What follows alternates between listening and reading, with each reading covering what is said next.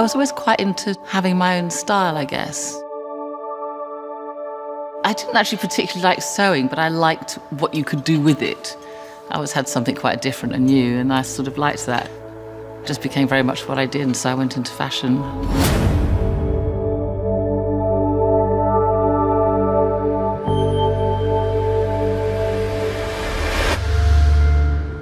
When I was 15, I used to go and buy fabric in the daytime with my pocket money and then make something in the afternoon and then wear it out in the evening. I was always really observant about how people looked, what they wore, how they expressed themselves. Hence, I became a new romantic. There was Steve Strange and Boy George and Spandau Ballet. We were the Blitz kids. It was quite influential at the time, and we all went on to do something quite creative with their lives. It was a great time to be a fashion student.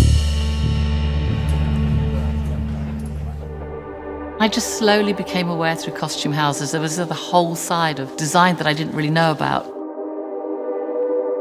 I did realise I love the narrative. I like the fact that you use costumes to tell a story and to create character. And the more I did it, the more I realised that's something that I really, really enjoyed.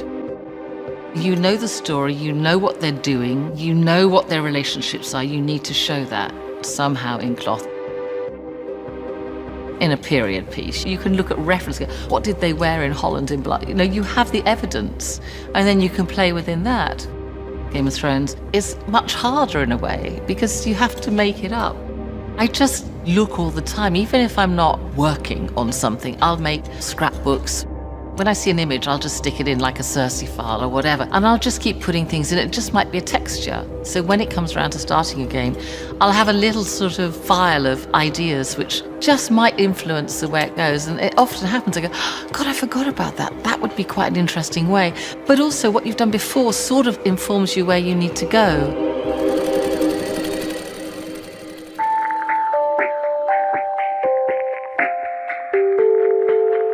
Designing a series like this, first it has to come from a script that guides you. Then you start building up a picture of how this person lives and what influences them. And so if they're on the coast, they can trade and they can buy and they can become much more flamboyant. There's competition because there's more than one armourer or more than one dressmaker. It's Winterfell. What do people do in the evenings? Well, they probably embroider. You have to balance that with the other characters around them and consider the set, colours, and it just evolves. I enjoyed doing the four women very much. Arya and Dany and Sansa and Cersei, because they've just really become very strong. I like the initial designing and planning and coming up with the sort of ideas for the characters, working as a team to make that happen.